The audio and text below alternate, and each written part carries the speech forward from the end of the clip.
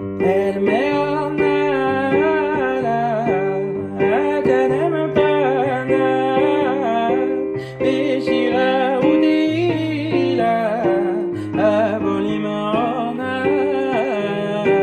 ime moshe ve'ahava, yovileni le mishke noda, ime moshe ve'ahava.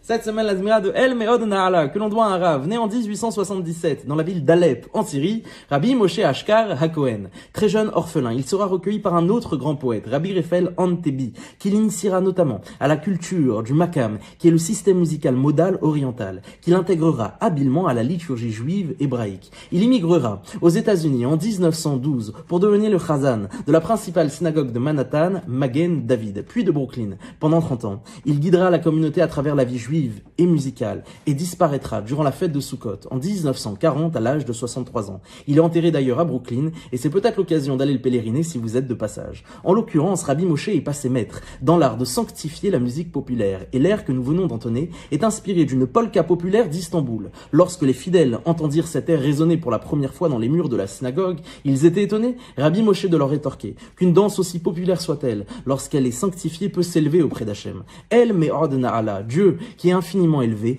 Beshira ou Tehila Havoli Mornav, par un chant et une louange, je viendrai dans tes demeures. Kime Moshe ve Aaron yovileni le mishkenotav. De la même manière que Moïse et Aaron nous ont accompagnés jusqu'à tes habitations. Cette notion d'accompagnement de Moïse et de Aaron n'est pas sans lien avec la paracha qu'on va lire ce Shabbat à la synagogue, la paracha de Chukat, au cours de laquelle on assiste à la fin de la mission de Aaron à Cohen, qui finalement passe sa mission à son fils, Elazar à Cohen, et Moshe, qui passe à côté de l'occasion d'entrer en Eretz Israël. Quand bien même on assiste à la fin de leur mission, Moïse et Aaron résonnent dans nos cœurs à travers la lecture mélodieuse et musicale de la Torah. Chaque semaine, finalement, c'est le nom de Moshe et de Aaron qui résonne dans les murs de la synagogue et qu'on puisse mériter, nous-mêmes, de s'accompagner auprès d'Hachem à travers le chant et la louange. Je souhaiterais enfin dédier cette Zmira à ma belle-sœur qui s'appelle Teila, louange, et qui justement vient incarner cette Zmira, qu'elle puisse mériter toute sa vie de louer Hachem pour pouvoir être accompagnée par lui.